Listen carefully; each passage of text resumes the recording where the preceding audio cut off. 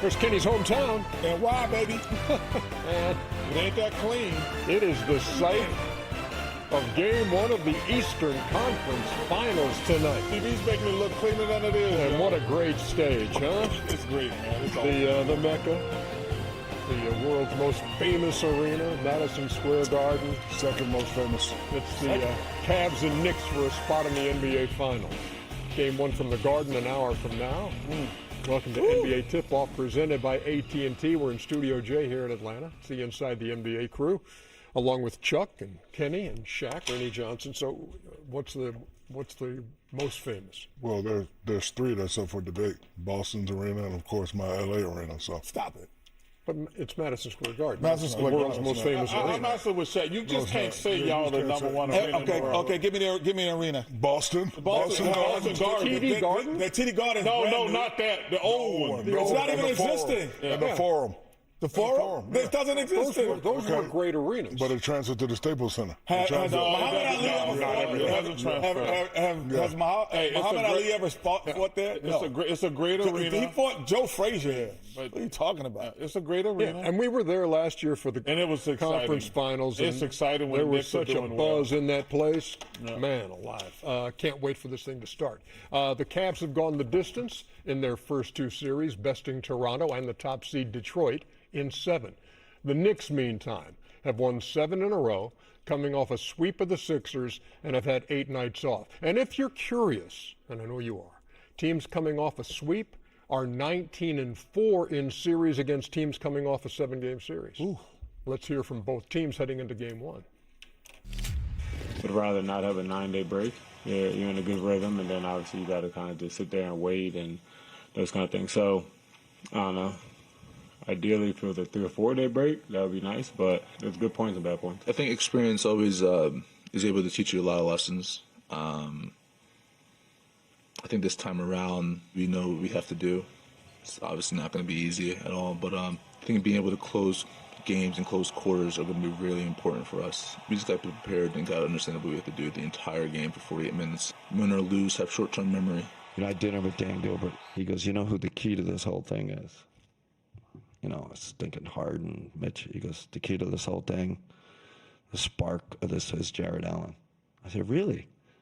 You know, sometimes you have, people who observe from afar, plus Dan knows the team well and knows these guys. Sometimes you have to be reminded. That was great by Dan. He hit it on the head. He was prophetic. The fact that you guys got through this Game 7, you've reached the conference finals, is that proof that this group works? I've felt this way since we got here, right? We can't really look at it and say, all right, we did it. We got to the conference finals. That's not the end all. Even when you guys have asked me all season, to Jay's credit, like, do we believe? Yeah. We're always going to have bumps in the road, but it's how we stick together. We'll go to war with each other any day of the week. Modelo, fight for victory, and you see the Cavs at 8-6 going the distance in those two series. New York, after falling behind Atlanta 2-1 in the first round, have won everything since then, and are 8-2 in the post. Look at that point differential, better than 19, and again 7 straight wins. In your mind, Kenny, what does this series hinge on? There's a plethora of talent on both sides. I don't think there is a clear-cut advantage because one of the things that both teams, when they struggle, they've been able to be defended. And so Jalen Brunson won't have an issue going against either Donovan Mitchell or James Harden because of size. So, but on the other end, those two won't have an issue going against him because of size. So they can all get what they want. And OG Anunoby is probably, to me, for the Knicks, is the missing piece. If Charles is saying Jared Allen, I know that's where he's going to go. Yeah.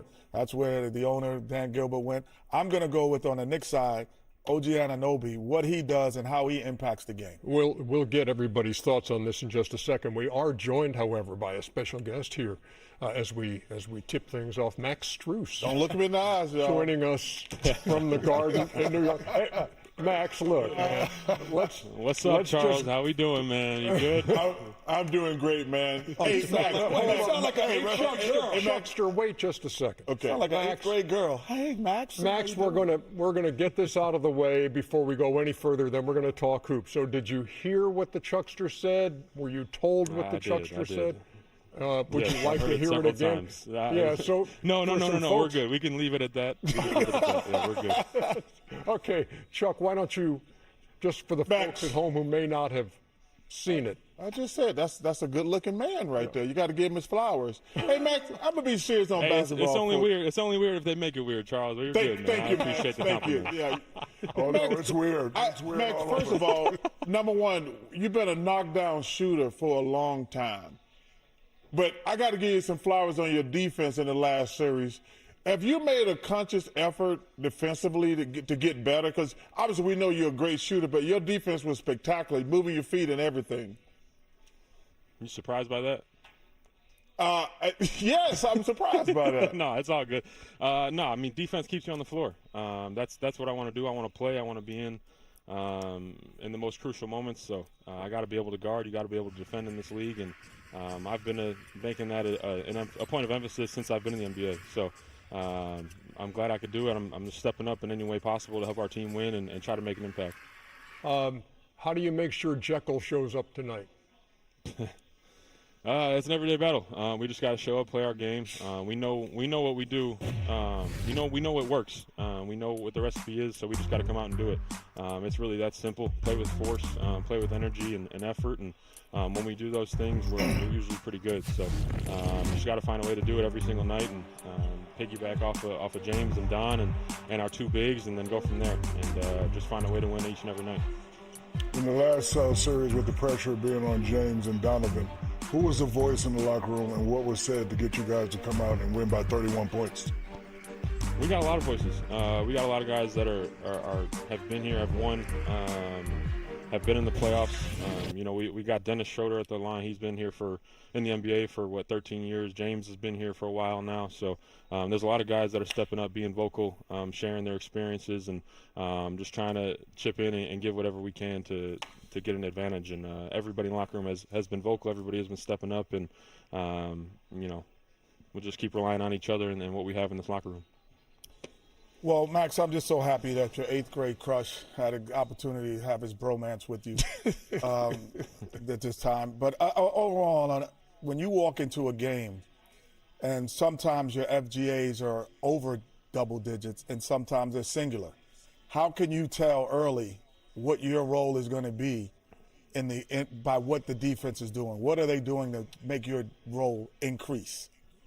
That's part of being a role player. That's the life I live. I don't know what each game is going to bring. I just try to impact it in any way I see fit. Whenever I get on the floor, whether I'm starting or coming off the bench, just try to get a feel of it, whether it's going to be my night getting shots or it's not going to be my night getting shots. And whether it is or isn't, it's where else can I make an impact? What else can I do to help our team win? And that's either rebounding, defending, making other plays for other players, screening, getting guys open.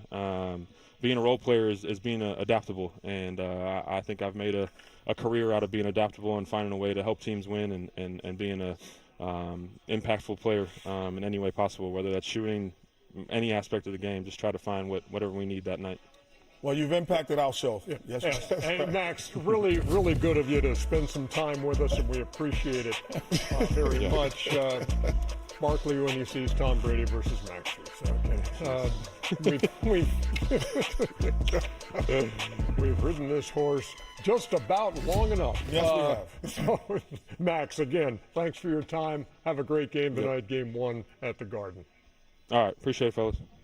Appreciate you. Oh, my goodness. There you go. What, you need a towel for it? No, Jason Kidd just got fired.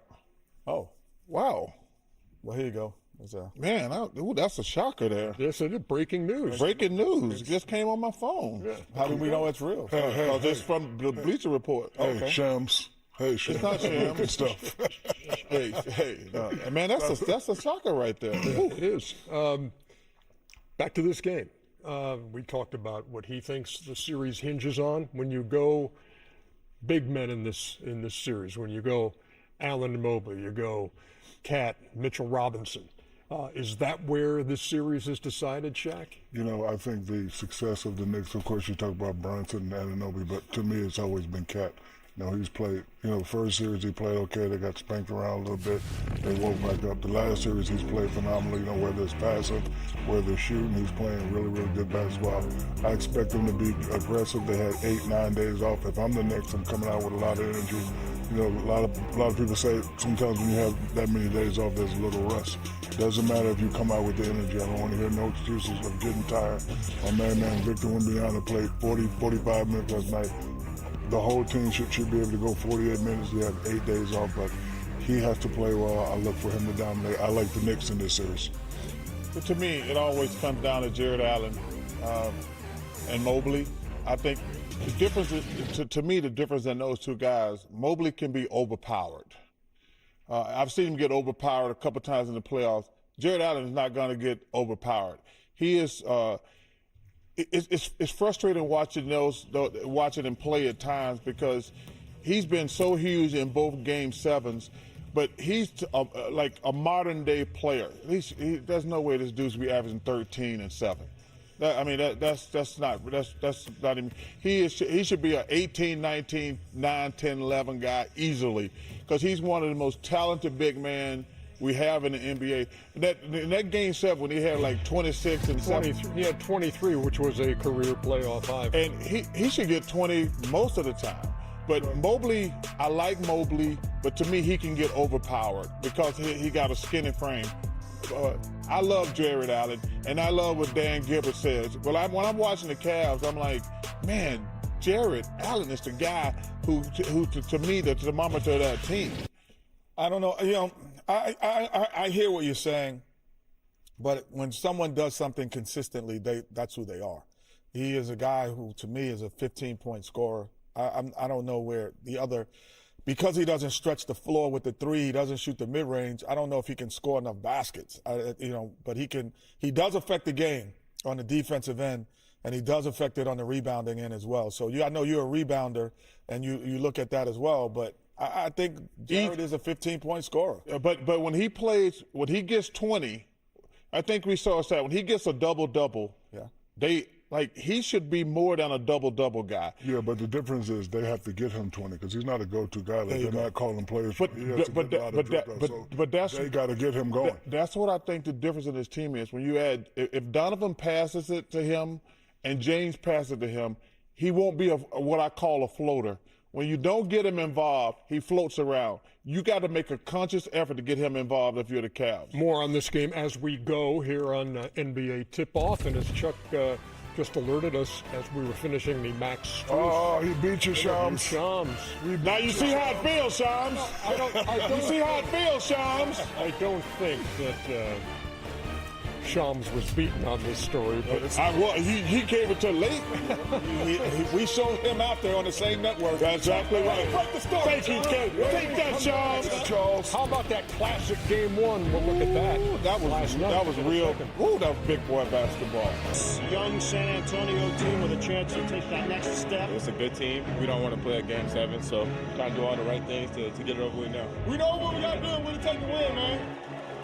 Castle putting up big numbers in the first quarter. Fox leads me. Wemby, too easy. The French flush. Ridiculous angle. Wembanyama. It is all Spurs right now. He's playing through the physicality. Stay on the pressure. The jumper goes for De'Aaron Fox. Castle's jumper. Chuck James. These guards are outstanding. The San Antonio Spurs are headed to the Western Conference Finals. It's another step. We're going to enjoy this tonight, and we'll think about OKC tomorrow. The words conference finals just seem surreal right now. It's like something I heard my whole life, and now we're in it. It's kind of unreal. Hey, tune in Monday. Western Conference Finals.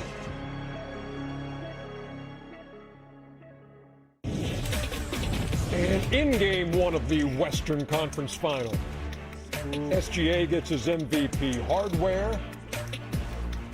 Wemby, certainly in the running, finished third, but 10-point lead in the fourth quarter for San Antonio. Here comes a 13-4 run by OKC. And the Sun was on fire. The Sun hits another three, and they're up 95-94.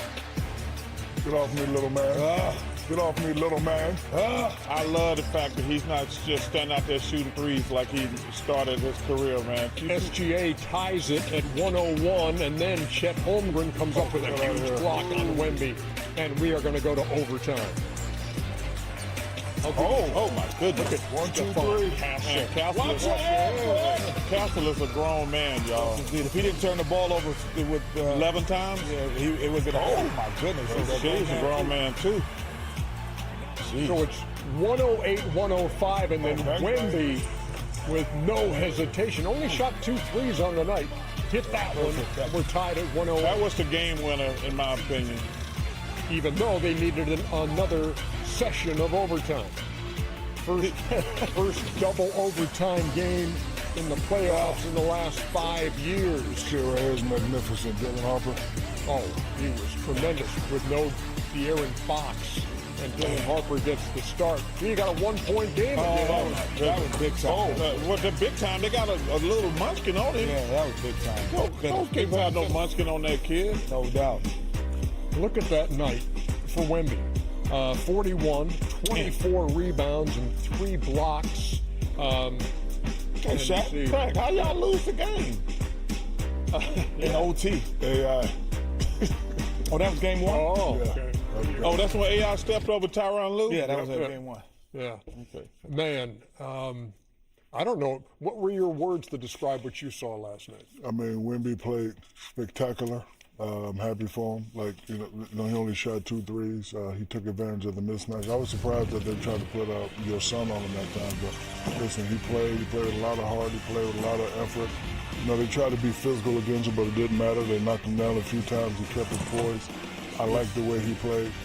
French clap. His American name is Tim Robinson. He played like Tim Duncan and David Robinson mixed together. I'm happy for the kid. That's your American name, Tim Robinson. I like that one. Tim Robinson. Yeah, Tim Robinson came to play last night. Yeah, and I don't know if, I know the question possibly was asked. It was just the story that I always talked about, Dream. Sitting there while David Robinson got the MVP, and I sat next to Dream, and I'm like, man, you're not upset? And he's like, no, he deserves it. Then when he had like 40 and 20, he comes back and he says, I'm going to his house to get my trophy. And so, and then I think the question was asked on Wemby, how did he hear that feel? accent again? I'm going to his house to get my trophy. So Dream was so honorable. He does not like to talk trash in that way, but Wemby had it something personal. But, we talk about his defensive prowess, and they talk about his block shots and his alters, but it's more than that. It's his makes you change your thought process, because these guys have been bullies, so they might not understand this. It's like if you're going through the bully the hallway, and the bully's going to slap you in your head every time. Every now and then you just feel like, do I want to deal with that today? Do I want to? And I don't know. I just got to go around this today. And that's what he makes you think. When you come inside, he changes your thought process to say, I'm not going in there today, because that's why SGA was off, because he can't attack with the same ferocity. Will he figure it out? He's the MVP of the league. He's going to figure out how to attack with ferocity. But if you just look at where Wemby is, forget all of these circles and everything else. Wemby's in the middle. So now I have to think differently. He's coming off the screen. Wemby is here. I can't attack. And it's a different thought process when Mutombo was there, when Mark Eaton was there, and now with Wembanyama there. When he's standing in the paint, you cannot go with this. There it is. You cannot go with this. You got to do a step back. Now it gets blocked. Can't go with the same ferocity with that. SGA, 24 points and 12 assists, took 23 shots, Chuck. I thought that you can't play Hartenstein against Wemby. You got to play Holmgren and Jalen Williams, because he's going to sit back there and play safety.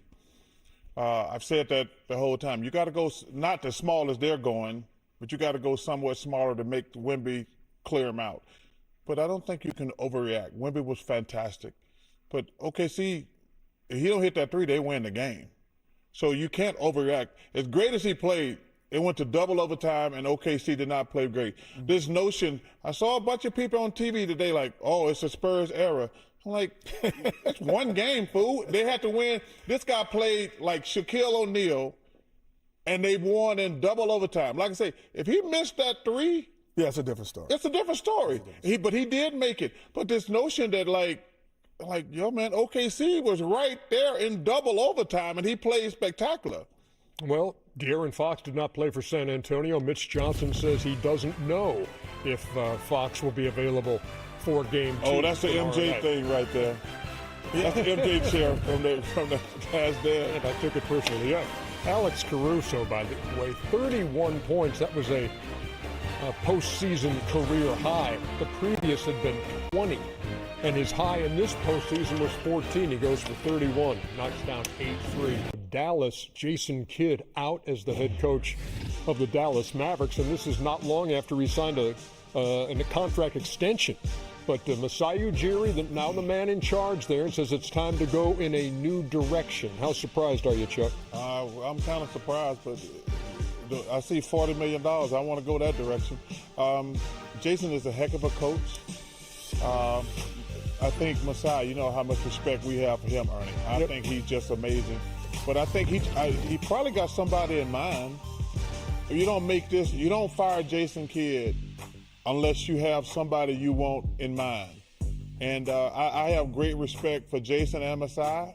But you know what? When you get a new job, you get to hire the people you want to hire. But Jason, I don't think there's any jobs open. He's probably out until next year. He did a heck of a job down in Dallas, but I understand Masai. He wants to get his own people around him, and good luck to them because they got that young boy Flag who's the real deal. Kyrie comes back next year, and that's a good job. Yeah, I was going to say, whoever they pick, hopefully the new coach could take them to that next level. Like Jason Kidd had a hell of a run in Dallas, but Masai's in charge now, so like Chuck said, he's probably going to bring in his own people. But I wouldn't mind seeing Jason Kidd for that Orlando job. I mean, that would be a good position. I think when you talk about Dallas, Jason Kidd, he created an element of culture of winning, an expectation of winning. So he did his job. But obviously when they fired Nico Harrison, and then all of a sudden now you bring in Masai, this is the last leg of that era. When that era of this is the new Mavs coming in now, and Jason Kidd doesn't have to worry about it. One, he has $40 million left, and two, he can get a job. So I guess they said, okay, we're going to just usher out all of that era, and now we're going to start again. Shaq, I agree with you. Orlando hasn't hired a coach yet, have they? No. But Jamal Mosley got hired by New Orleans. By New Orleans. Well, there you go. Not sure about that one. Well, it's fast. Stay tuned. That's fast. I mean, welcome to the Titanic. Let's move on. The ship be sinking. Let's take a short break here and then come back and do some fishing. Spike! It's good. Come on, Spike. Tim Ziegler always texts us, I'm telling you. Man, Spike going to be unbearable. We got some orange and blacks on tonight. Orange and blacks. Are those customs? The shattered backboards? Is that what you're talking about? Oh, yeah. Oh, yeah. Shattered backboards. Oh, yeah. Okay, Ernest. Is that why you ran to the board? No, I just knew you were ripe for the picking right there, kid. For the second straight night, a scintillating Game 1 of the conference finals. This is inside the NBA. It's presented by McDonald's. Ernie Johnson with Shaq, Kenny, Chuck. So last night in OKC, game goes to overtime, tied at 101. Tonight, tied at 101. We go to overtime, and the New York Knicks complete an improbable comeback from 22 down in the fourth quarter. Let's see how this all played out, shall we, fellas? Well, you get something stuck in your throat, you get choking. Oh, you're using that word, huh? Oh, yeah. Hell yeah, that was a choke job. Choke job? Hell yeah. Okay, maybe it is. Hell yeah, that was a choke job. No, that was a choke job. Okay. Come on, man. They started taking the air out the ball with 6 minutes to go like dummies. 7-point game here early, and Josh Hart. Oh, great move. Nice.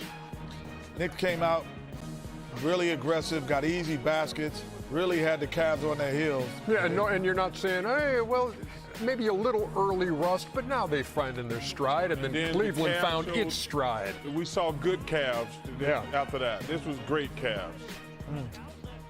Oh, and one. Donovan Mitchell, come on. That's a 4-point play. And then look how that ball's moving compared Mitchell to how for it goes in three. the fourth quarter. Had 16 in the first half. You're right, Chuckster. At the half, it was 48-46 Cleveland. And then the Cavs turn it up in the third quarter. Oh, that's Mitchell with the offensive. Wow. steal and 2. Just push him in the face and hit it later. Man, this Cavs, look at, come on. All they got to do is this all night long. They can't keep them off the board with them little munchkins they got out there. No, they were getting anything they wanted. Sam Merrill connects from 3. Just look how this ball is moving compared to the fourth quarter where they were just going one-on-one. Mitchell again, so 92-71 at that point. It was 93-71 when the New York comeback began. Well, was it the New York comeback or was it the Brunson burner Yeah, comeback? Brunson burner. Bang, bang. Well, 1-4 flat, Kenny. in an 18-1 run, Brunson had 13 of them. It seemed like it was more. Yeah, But then that's they in the started 18-1 doubling. run. He had more later. But see, now this is the problem when you start doubling and all these wide open shots. Landry Shamet getting the roll. Game and- tied at 99. Harden for the lead. Try a little man. But under 30 seconds to go, and you kind of had an idea. Call me little. Yeah. Right back Man, at you. Brunson, Score, man, you score. talking about clutch. Damn. Game tied at 101. Sam Merrill almost ended it at the end of regulation. But we are tied at 101, and we are going to overtime. Oh, God. Brunson again. Man, he hunting this dude like he out in the damn wilderness. 38-point night for Jalen Brunson. Get off me, little skinny man. Yeah, OG. And then Man, this dude out here like he Karl Malone going hunting. Landry Shamet again. Damn it. And the Damn it. yeah, the Garden, which had been absolutely silent early in the fourth quarter, erupts. 115 to 104. That is your final score in overtime. Wow. As the Knicks win that one by 11. Plenty to talk about when we come back. We'll take a short break and then dive into this game one between the Cavs and the Knicks. The Knicks were money tonight down the stretch, and your money moment presented by Chime. Second largest comeback in postseason history behind that Clipper win over the Grizzlies by 24. Again, down 22 with 7:52 to play, and then they finish the game 44-11. And the catalyst for all that was Jalen Brunson, who joins us now from Madison Square Garden. Jalen, thanks for taking a couple of minutes with us. I appreciate you. Of course. So here's the deal, and I'm hoping that now that you've had like 10 minutes since the Lisa Salters interview, that maybe you do have an explanation now for what happened in the last 7 minutes of that game.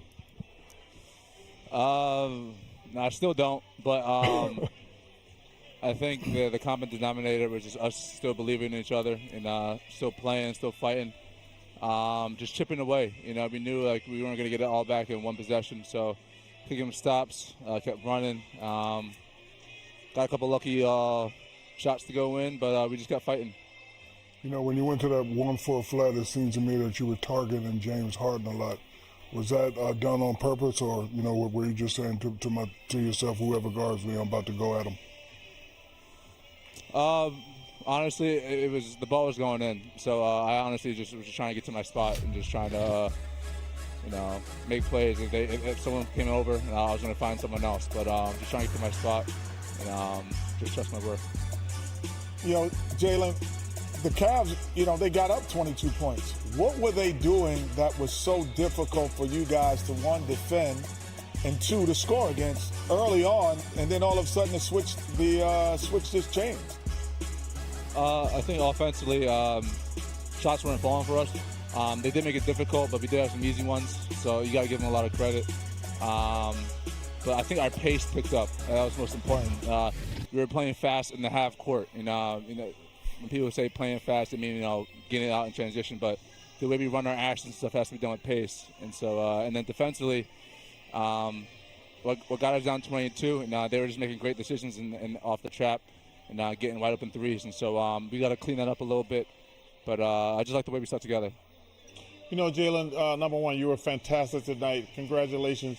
What do you think happened in the last week Did you notice anything about your team, rust, arrest, whatever, in the last week? I noticed a lot. I think you could say our rest, and that we were still resting in the first 3 quarters, whatever. But I mean, obviously, we got to come out better, and the way we were playing in the middle, second, third quarter, wasn't us. And so we got to find a way to be better than what we did. But I mean, the rest helped us definitely in the fourth and overtime. Well, Shaq and I were really hoping that you just said it was he and I, the conversations that we had last week when we were all in New York. But that's okay. I thought, could have gave us a little credit. You know what I'm saying, Shaq? You're right. That too. All good, nephew. All good. Hey, Jalen, last question. I just want to say, when we played golf last summer and you just beat the hell out your dad, is that the way it always is? Because I felt bad for him on the back nine. Yeah, he hasn't beaten me in a while, man. Yeah, he hasn't beaten me in a while. We used to. I picked up golf because he wouldn't play me one-on-one anymore, and so he was winning that first, but it's been a while since he's won. Jalen Brunson, congratulations on a win that defies description for most folks, coming back from 22 down. Good luck in game 2. We'll see you on Thursday. Yeah. Jalen Brunson joining us after you got it. After a 38-point, 5 rebounds, 6 assists night, 15 out of 29. Come on, man. 44-11 is how this game ended. Ernie, I take my job very seriously. I don't like to get on TV and say people choked. But that was a damn choke job. Oh, what you going to say? I'm going to say it now. I'm very selective when I said it. What the cap? I don't understand. What makes you choke and what makes you lose the game? Okay, so they had a 20-point lead. 22. Okay. And they just stopped. They just started going, milking the clock, like a prevent offense. Not only that, Chuck, I don't think the coaches from Cavaliers had great use of timeouts because me and Chuck was in this scream timeout. Yes, all timeout. So they allowed. He let the league go from 20 to 6, and they never called the timeout. But my problem was, if you go back and look, when you showed those highlights in the beginning, the ball was moving, everybody was getting wide open shot. You go back and look at the first 6 or 8 minutes of that fourth quarter. They were just going one-on-one. The shot clock was on their back every single time. And Kenny should have called timeout sooner. Not this one. Not Kenny. No. But that listen, like I said. We knew you didn't mean him. I give Brunson a lot of credit. He was fantastic, and the other guys chipped in. But that was a damn gag job right there. Let's hear from the Cavs head coach, Kenny Atkinson. I thought they hit some really tough shots in that fourth quarter. Those 2 threes, prayer threes, end of shot clock. I think we got a little unlucky, quite honestly. Brunson obviously took over at the end, and we started double teaming them and try to do some different things. But listen, I'm super proud of the way our group played. We played great basketball tonight for 3 quarters. Unfortunately, fourth quarter.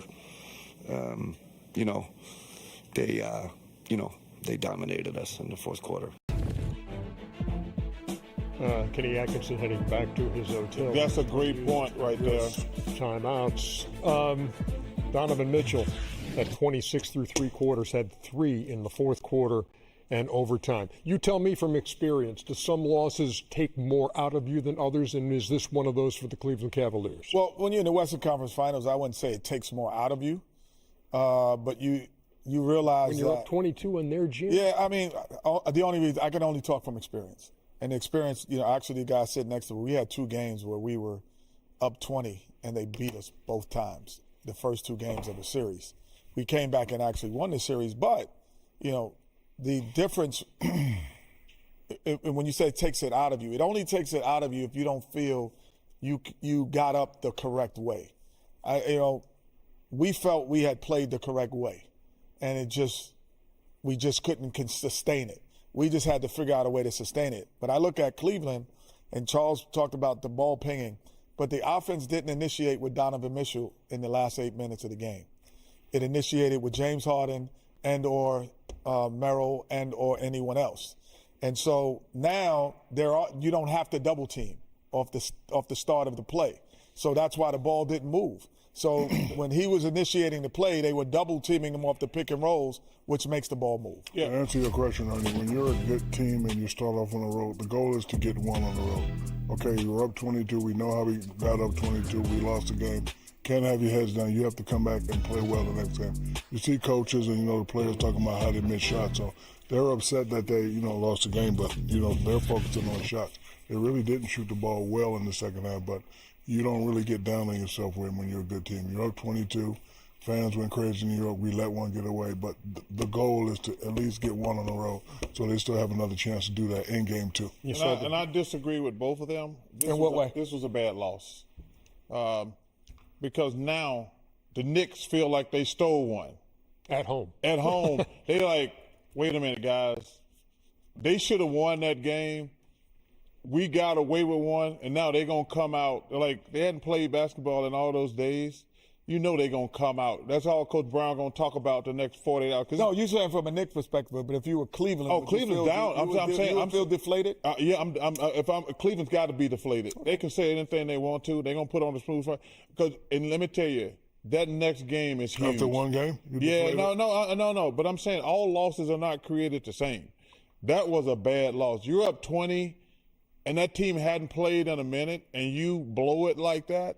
And now they still got to stay in New York and listen. Knicks, this going to energize the Knicks, in my opinion. Because they be like, man, we can't come out like that again. We hadn't played, and they're going to be ready in game two. So I think that was a really bad loss. Here's a nugget for you before we go to break. Last 30 postseasons, teams that led by 22 or more in the fourth quarter were 594-1. We already told you about that one in 2012, the Clippers over Memphis. And tonight, the Knicks come back from 22 down in the fourth and take game one. Jeez. We're coming back with more in just a second. Oh, come on, Billy Barkley. Yeah, all of the memes in New York will start. I guarantee you, Bailey Bailey. No, that thing will be mild compared to what's in there tomorrow. I guarantee Billy's from New York. Guarantee. I got to give my group credit. They've been resilient all year, and I don't know if I've seen that in a playoff game. I don't know if I've been a part of it. Maybe I have. But to be down 18, 19, 20, whatever we were down, and to find a way to come back and win. I take my hat off to my group. Cleveland, they were shooting the ball well. They were turning us over. They were getting the ball in the pocket and taking advantage of us. And we just found a way. We found a group of 5 guys that went out there, ended up getting stops, and, scoring the basketball. Brunson's going to get the headlines because he did have the huge fourth quarter, but I'm telling you, Mikal Bridges with big threes. There were a lot of guys, Shaq, who chipped in to make this happen. Once Brunson started going and the crowd started getting into the game, the others stepped up and played. They just played well. Credit to Mike Brown. He's a great coach. I've always said if the coach doesn't panic, the players don't panic, and I was, watching him the whole time. Never had really a look of worry in his face. And again, Brunson just stepped up and took over. The others played well. Everybody was into the game. So Marbury, Larry Johnson, Patrick Ewing, Al Palagonia, the Knicks, Madison Square Garden was on fire tonight. But Ernie said something earlier. It was dead in there. It was dead. It was 100% dead. And then Brunson once he let Brunson score like 12 points, then those other guys just had to make a couple shots, and it was over. So what do you do? Okay, so what do you do if you're the Cavs? Because obviously Brunson was targeting James Harden. So what do you do if you're the Cavs, Coach Kenny? Well, I think that as much as he was targeting him, those were very difficult shots. Like, regardless if he was targeting, those difficult shots. But I also thought that if I'm looking at Strus and Merrill, Merrill, along with Donovan, I would have to tell them, I'm like, you cannot let Mikal Bridges and Shamet win that battle. And that's what happened. As much as they made shots, they defended at such a high level. Shamet did a great job of keeping Donovan away from the ball in the last 8 minutes. And Mikal Bridges just shut down the wings. Yeah. So we can't have that happen. If we're going to be a championship team, two guys, one that comes off the bench cannot shut us down in our offensively, and that would be my talk. And win the battle. While Bridges and Shamet are hitting timely shots, then you look on the other side as I'm taking notes during the fourth quarter, and this lead is slipping away, and there's a Harden air ball. There's Jared Allen missing 2 free throws. There's Sam Merrill called for a foul after a missed shot. Yeah, and then they come back and hit a 3. You know, everybody's going to complain about different things, but they lost, in my opinion, they lost this game offensively. They were so stagnant. They were out there with that prevent offense. They had no. I'm pretty sure they had no assists the last 5 or 6 minutes. They were playing. Well, it's like when you're watching a football game when they be like, we're just gonna milk the clock. Every possession started with 5 seconds to go, and then you don't even have to play defense then because the shot clock is you're really a defender. But this game, man, that's a hard loss right there. You should be sinking. Let's take a short break here and then come back and do some fishing. Spike! Come on, Spike. Tim Ziegler always touches us, I'm telling you. Man, Spike going to be unbearable. We got some orange and blacks on tonight. Orange and blacks. Are those customs? The shattered backboards, is that what you're talking about? Oh, yeah. Oh, yeah. Shattered backboards. Oh, yeah. Okay, Ernest. Okay, Ernest. Is that why you ran to the board? No, I just knew you were ripe for the picking right there, kid.